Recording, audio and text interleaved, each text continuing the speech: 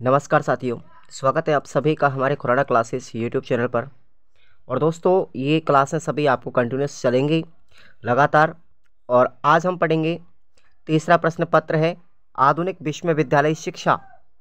और ये साथियों मॉडल पेपर नंबर 2 है। इसका समय इसके 3 घंटे का रहेगा और पूर्णांक इसका 70 का।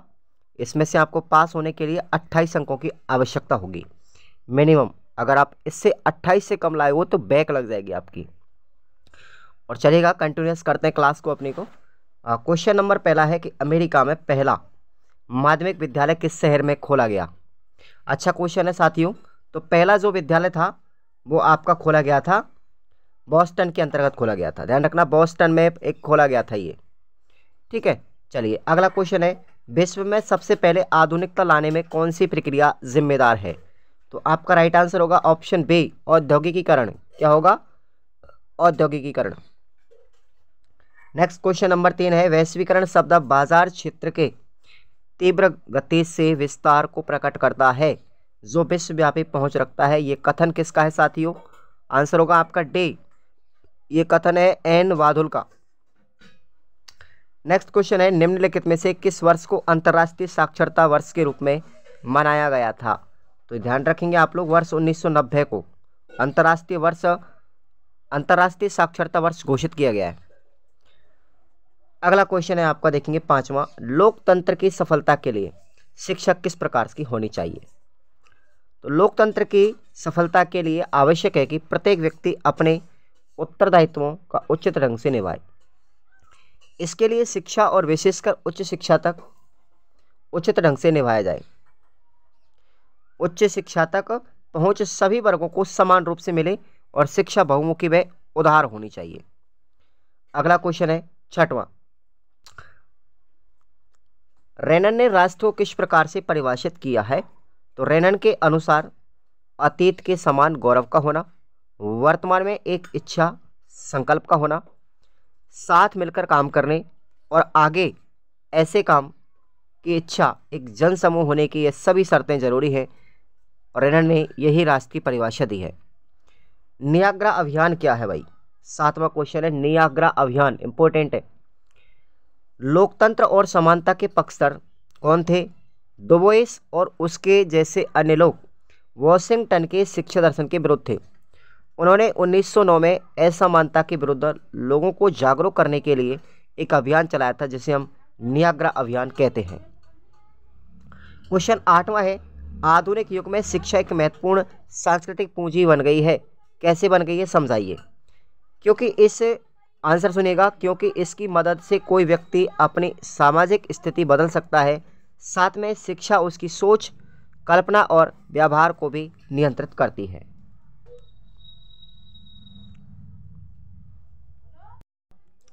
नेक्स्ट अब क्वेश्चन पर आते हैं। 9वां क्वेश्चन है वैश्वीकरण का प्रधान आधार क्या है। तो वैश्वीकरण का प्रधान आधार है आर्थिक व्यवस्था, आर्थिक प्रभाव। ध्यान रखेंगे आप लोग। अगला क्वेश्चन है 10वां, वैश्वीकरण का आशय क्या है, इसकी क्या विशेषता है। तो वैश्वीकरण एक बहुआयामी प्रक्रिया है। इसके राजनीतिक, सांस्कृतिक व आर्थिक आयाम है। परंतु वैश्वीकरण की विशेषताओं में क्या आता है? विचार, पूंजी, वस्तु, श्रम, तकनीकी, ये सभी तत्व आते हैं। अगला क्वेश्चन है शिक्षा बिना बोझ के, ये प्रतिवेदन क्या है। साथियों ये प्रतिवेदन है भारत सरकार के मानव विकास संसाधन मंत्रालय MHRD ने प्रोफेसर यशपाल की अध्यक्षता में एक समिति का गठन किया था 1992 के अंदर। ध्यान रखेंगे कब किया था? यशपाल समिति का गठन किया था 1992 के अंदर, जिसे यशपाल समिति कहते हैं।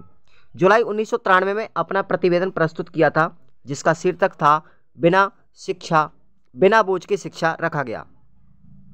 इसमें बच्चों को बोझ कम करते हुए और गुणवत्तापूर्ण शिक्षा पर बल दिया गया। ध्यान रखेंगे, इंपॉर्टेंट क्वेश्चन बनता है यहाँ से। यशपाल समिति का गठन कब किया था? 1992 में। उन्होंने अपनी प्रतिवेदन कब प्रस्तुत किया? जुलाई 1993 में। अगला है 12वां क्वेश्चन, राष्ट्रीय शिक्षा नीति कब लागू की गई थी, इसका क्या योगदान है।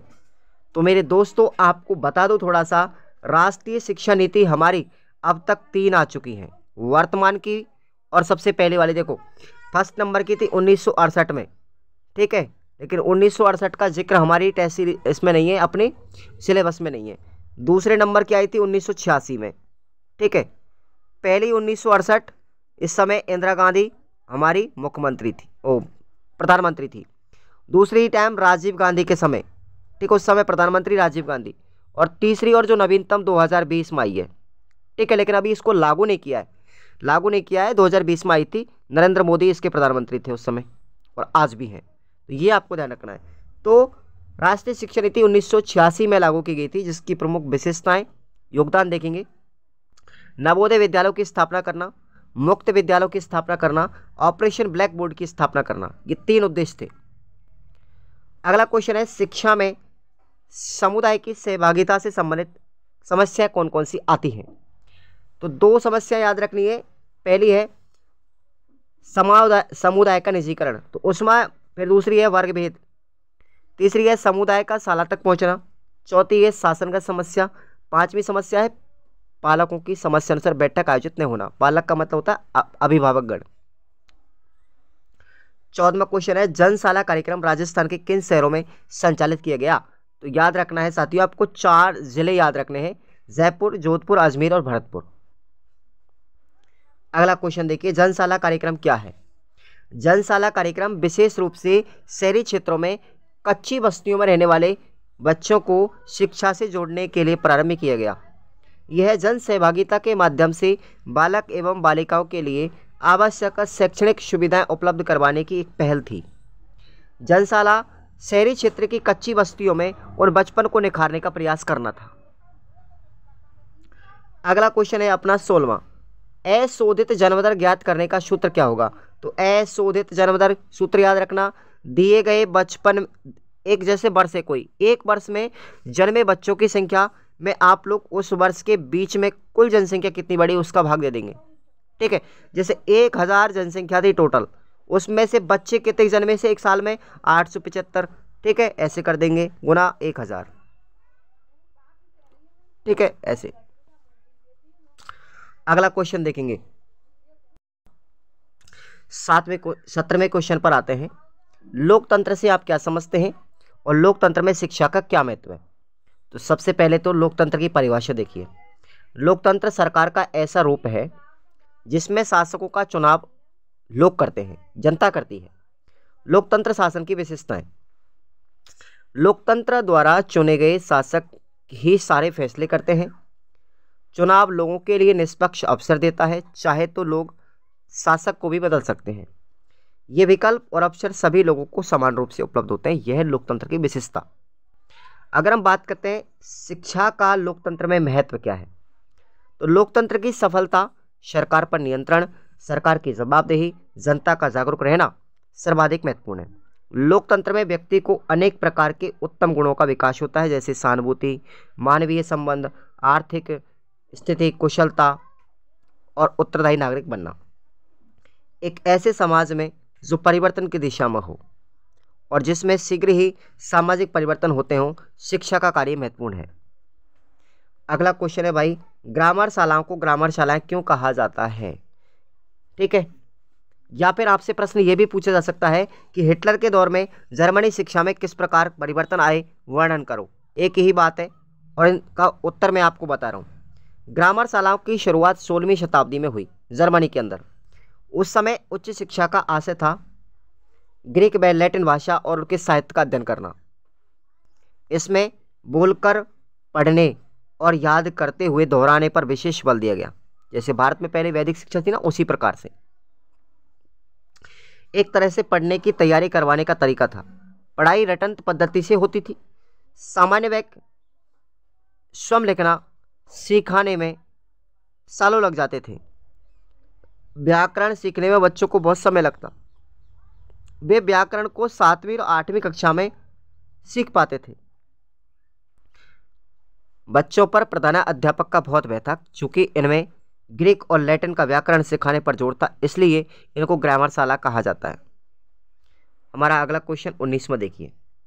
वैश्वीकरण में उत्पाद का प्रभाव वैश्वीकरण पर टिप्पणी लिखनी है।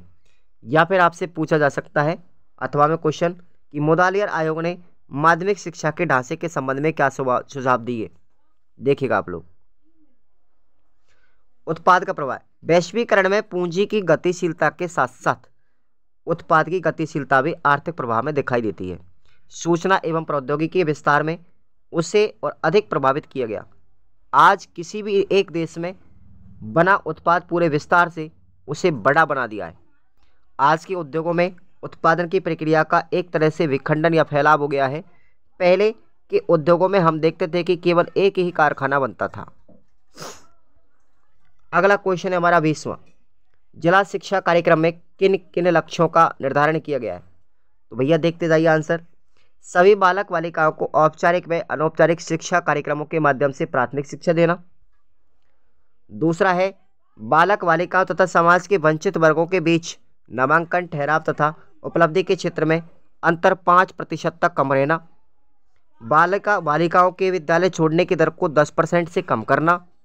बालक बालिकाओं के उपलब्धि स्तर में 25% तक वृद्धि करना। प्रभावी शिक्षण के माध्यम से शिक्षकों का समलंबीकरण करना। बाल केंद्रित गतिविधि आदर्श शिक्षा व्यवस्था को लागू करना। तो ये इसके निर्धारित लक्ष्य थे। अगला क्वेश्चन है हमारा शिक्षा कर्मी परियोजना की चुनौतियां। ठीक है, चुनौतियां क्या थी? और आपसे प्रश्न ये भी पूछा जा सकता है कि शिक्षा कर्मी परियोजना की उपलब्धियां क्या थी। तो दोनों ही प्रश्न आपको याद करने हैं। देखिए, सबसे पहले चुनौतियां आपको देखनी है और उपलब्धियां आप लोग खुद अपनी सीरीज में से पढ़ेंगे। इस परियोजना की सबसे बड़ी चुनौती ग्रामीण महिलाओं को आवासीय प्रशिक्षण देकर उन्हें महिला शिक्षा कर्मी के तौर पर तैयार करना था। बड़ी समस्या थी। प्रारंभ में इस परियोजना का यह पहलू कमजोर रहा, किंतु 1990 में आते आते इस दिशा में प्रगति हुई। फलतः 1991 में महिला शिक्षा कर्मी के 3 आवासीय केंद्र खोले गए। फिर तो प्रतिवर्ष एक नया केंद्र चालू हो गया था। 1995 में इस अवधारणा को सुनिश्चित तथा व्यावहारिक रूप प्राप्त हो सका था। अगला क्वेश्चन देखिए, प्राथमिक व द्वितीयक आंकड़ों में क्या अंतर है? मैं आपको ये क्वेश्चन बता रहा हूँ। आपको अपनी सीरीज में से प्रश्न याद रखना है। एक शिक्षक के लिए गुणवत्तापूर्ण शिक्षा में शैक्षिक आंकड़ों का क्या महत्व है, ये आपको याद करना है। अब देखिए, प्राथमिक आंकड़े क्या हैं? प्राथमिक आंकड़े मौलिक होते हैं। ये कच्चे माल की तरह होते हैं। उद्देश्य के सदैव अनुकूल होते हैं। इनके संग्रहण में धन, समय और परिश्रम की आवश्यकता होती है। अगर बात करूं मैं द्वितीयक आंकड़ों की, तो ये पहले से ही ऑलरेडी कलेक्ट होते हैं, नहीं संकलित होते हैं। ये निर्मित माल की तरह होते हैं, बने बनाए। इनके प्रयोग करने से पूर्व संशोधित अनुकूलित किया जा सकता है। ये आसानी से प्राप्त हो जाते हैं। इनमें धन, समय और मेहनत की अधिक आवश्यकता होती है। अगला क्वेश्चन आता है हमारा 23वां। देखिए, राष्ट्रवाद से आप क्या समझते हैं? निबंधात्मक प्रश्न है। राष्ट्रवाद से क्या समझते हैं? राष्ट्र के निर्माण हेतु सार्वजनिक शिक्षा के स्वरूप को समझाइए। ये प्रश्न आपको मैं बताऊंगा इसका उत्तर। इसके अथवा में एक क्वेश्चन है आपको, आधुनिक विश्व की शिक्षा में औद्योगिकीकरण महत्वपूर्ण स्थान रखता है, समीक्षा कीजिए। इस प्रश्न को आप लोग खुद पढ़ेंगे। ठीक है भाई, चलिए। राष्ट्रवाद देखिए, सबसे पहले राष्ट्र का निर्माण एक काल्पनिक समुदाय द्वारा होता है जो उसके उद्देश्यों के प्रति विश्वास, आकांक्षा और कल्पनाओं के सहारे एक सूत्र में बंधे होते हैं।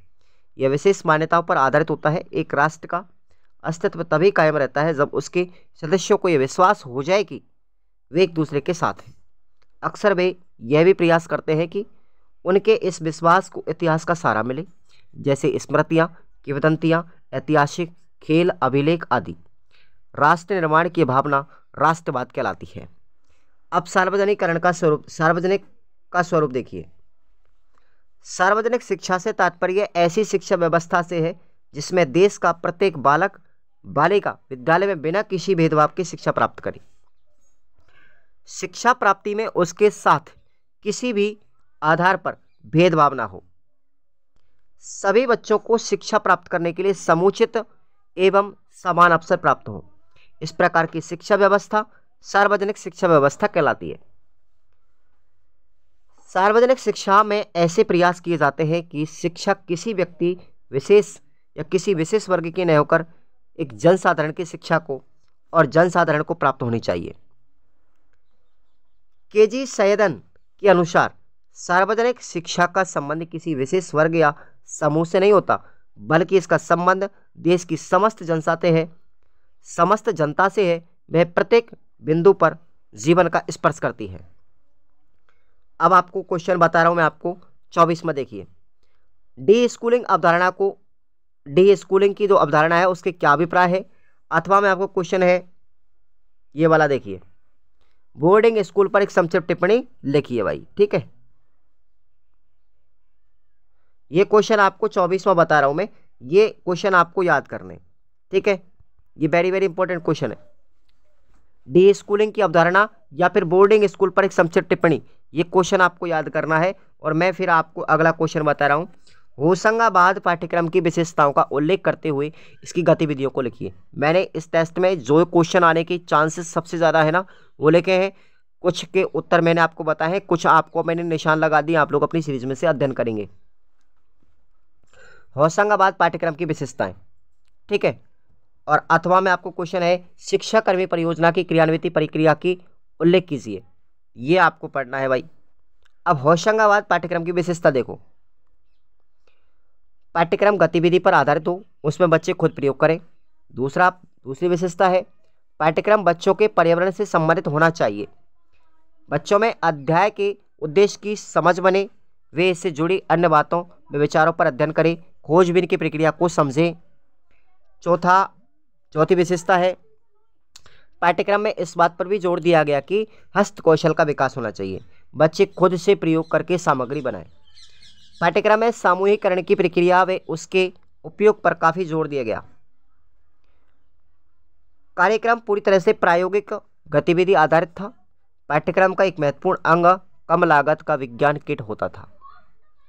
छात्रों का मूल्यांकन भय मुक्त वातावरण में खुली पुस्तक, परीक्षा तथा प्रयोग विधि से किया जाता था। पाठ्यक्रम का एक अहम हिस्सा यह भी था कि बच्चे अपने शब्दों में अपने अनुभव को व्यक्त करें तथा प्रयोग के बाद प्रश्नों के उत्तर खुद अपने शब्दों में लिखें। अब होशंगाबादी हॉविसिका की गतिविधियां देखिए। नवाचार पाठ्यक्रम में शिक्षण सामग्री का सतत विकास करना, शिक्षक प्रशिक्षण करना, स्रोत समूह तैयार करना, परीक्षा प्रणाली मूल्यांकन पद्धति में सुधार करना, स्कूलों के लिए किट सामग्री उपलब्ध करवाना, शैक्षणिक एवं प्रशासनिक संरचना तैयार करना और अध्ययन सामग्री प्रयास करना। और हमारा लास्ट क्वेश्चन है, देखेंगे साथियों 25वां, लास्ट नहीं है 25वां है ये। राष्ट्रीय माध्यमिक शिक्षा अभियान का परिचय देते हुए इसके उद्देश्य लिखिए। आपको प्रश्न मैं बता रहा हूं, अथवा में बच्चों के लिए आरटी अधिनियम, ठीक है, कानून के प्रमुख प्रावधानों का उल्लेख किया, यानी कि आरटी है निःशुल्क अनिवार्य शिक्षा का अधिकार, ठीक है। इसमें कौन कौन सी बच्चों को सुविधा दी गई, इसमें क्या क्या प्रावधान थे, ये आपको याद करना है। अब मैं रामसा के बारे में बता रहा हूं, राष्ट्रीय माध्यमिक शिक्षा अभियान। प्रारंभिक शिक्षा के सार्वजनिकरण के उद्देश्य की पूर्ति हेतु भारत सरकार व विभिन्न राज्य सरकारों द्वारा अनेक प्रयास किए गए। इन सभी प्रयासों से भारत प्रारंभिक शिक्षा के सार्वजनिकरण के फलस्वरूप माध्यमिक शिक्षा की ओर अग्रसर हुआ। प्रारंभिक शिक्षा के सार्वजनिकरण के फलस्वरूप माध्यमिक शिक्षा जो कक्षा 9 और 10वीं है उसकी आवश्यकता बहुत तेजी से बढ़ी। इन्हीं परिस्थितियों के बीच 2008 में भारत सरकार के द्वारा गुणवत्तापूर्ण माध्यमिक शिक्षा के समान अवसर सभी को प्रदान करने के लिए राष्ट्रीय माध्यमिक शिक्षा अभियान की शुरुआत सितंबर 2009 में की गई थी। ये लाइन याद रखेंगे। रामसाक अभियान कब चला गया? सितंबर 2009 में। जनवरी 2010 को यह कार्यक्रम पूरे राजस्थान में लागू कर दिया गया। ये दोनों डेट याद रखनी है। अब बात करेंगे इस रामसा के उद्देश्य। राष्ट्रीय स्तर पर माध्यमिक शिक्षा का सार्वजनिकरण है, जिसमें 14 से लेकर 18 वर्ष तक के बच्चे या विद्यार्थियों की गुणवत्तापूर्ण शिक्षा उपलब्ध कराई जा सके। दूसरा उद्देश्य है प्रत्येक 5 किलोमीटर की दूरी पर एक माध्यमिक विद्यालय होना चाहिए और 7 से 10 किलोमीटर की दूरी पर एक उच्च माध्यमिक विद्यालय स्थापित किया जाए। 2017 तक माध्यमिक शिक्षा में नामांकन 100% के लक्ष्य तक पहुंचाना था। 2020 तक माध्यमिक शिक्षा में 100% ठहराव सुनिश्चित करना था। समाज के विशेष वर्ग खासकर लड़कियों को और कमजोर वर्ग के विद्यार्थियों के लिए दुर्गम स्थानों पर शिक्षा की सुविधा उपलब्ध करवाना था। आर्थिक दृष्टि से कमजोर वर्ग तथा शैक्षिक दृष्टि से पिछड़े वर्गों के बच्चों के लिए, ग्रामीण क्षेत्र के बच्चों के लिए, अनुसूचित जातियों, जनजातियों, ठीक है, अन्य पिछड़े वर्गों के लिए, अल्पसंख्यक वर्ग जैसे सीमांत स्थिति पर पहुंचे हुए वर्गों को भेदभाव किए बिना माध्यमिक शिक्षा उपलब्ध करवाना, यह रमसा का उद्देश्य था। अब आपको क्वेश्चन याद रखना है 26वां, अंतिम क्वेश्चन है ये। कोठारी आयोग की सिफारिशों को लागू करने के संबंध में सरकार ने किस नीति की पालना की? ठीक है, ये क्वेश्चन आपको याद रखना है। अगला अथवा में क्वेश्चन याद रखना है, राष्ट्रीय शिक्षा आयोग 1964 की रिपोर्ट की प्रमुख बातें क्या थी, लिखिए। तो ये दोनों प्रश्न एक ही है भाई, ठीक है, ओके। अब आपका मैं प्रश्न बता रहा हूं, इसको उत्तर देखिए इसका आप। राष्ट्रीय शिक्षा नीति 1986 में कोठारी आयोग की काफी सिफारिश है। पहली थी कि निःशुल्क और अनिवार्य शिक्षा दें बच्चों को। भारत के संविधान में नीति निर्देशक तत्वों सिद्धांतों के तहत अनुच्छेद 45 में यह अपेक्षा की गई है कि 14 वर्ष तक सभी बच्चों को निःशुल्क शिक्षा व अनिवार्य शिक्षा दी जाए। भाषाओं का विकास किया जाना चाहिए। शैक्षिक और सांस्कृतिक विकास के लिए भारतीय भाषा और साहित्य का विकास अनिवार्य शर्त है। वर्तमान में प्राथमिक स्तर की शिक्षा क्षेत्रीय भाषाओं में दी जा रही है। तीसरी सिफारिश थी कि शैक्षिक अवसरों की समानता। शैक्षिक सुविधाओं में विद्वान क्षेत्रीय असंतुलन मिटाया जाएगा तथा ग्रामीण व पिछड़े इलाकों में शैक्षिक सुविधाएं बच्चों को प्रदान की जाएंगी। अगली सिफारिश थी कार्यानुभव व राष्ट्र सेवा। विद्यालय और समुदाय को उपयुक्त कार्यक्रमों के माध्यम से नजदीक लाया जाएगा।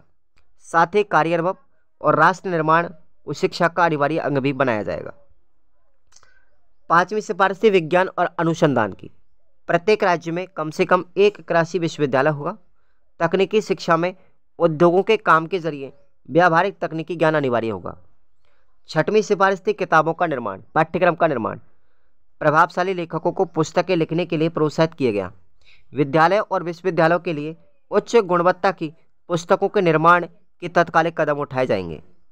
और आठवीं जो सिफारिश थी वो थी परीक्षा की, कि मूल्यांकन को नियमित प्रक्रिया बनाया जाएगा जिससे गुणवत्ता के प्रमाणीकरण के बदले विद्यार्थियों को अपना उपलब्धि स्तर सुधारने में मदद मिल सकेगी। उसके लिए उन्होंने परीक्षा कार्यक्रम लागू भी किया। तो ये आपका पूरा टेस्ट होता है कंप्लीट, सेकंड टेस्ट, ठीक है भाई। तो आधुनिक विश्वविद्यालय शिक्षा आपके लिए कैसा लगा एक बार कमेंट करके बताएंगे आप लोग, और अन्य विद्यार्थियों को भी बताएंगे आप लोग। यहाँ से आप लोग पढ़ाई करें और आपको बेटर से बेटर चीज़ें मिलेगी, टेंशन मत लीजिएगा। रही बात रीट पात्रता की, तो मैं आपके लिए रीट प्री का लेवल 1 का, ठीक है, आपको टेस्ट सीरीज लॉन्च कर रखा है, कंप्लीट है वो आप लोग इसी एप्लीकेशन पे जाएंगे और 151 रुपये टॉपिक वाइज आपको टेस्ट सीरीज मिलेगी व्याख्या से। उसको आप ज्वाइन करना और तुलना कर लेना, बड़ी से बड़ी कोचिंग की आपको बेस्ट से बेस्ट ही मिलेगी वो। Thank you so much.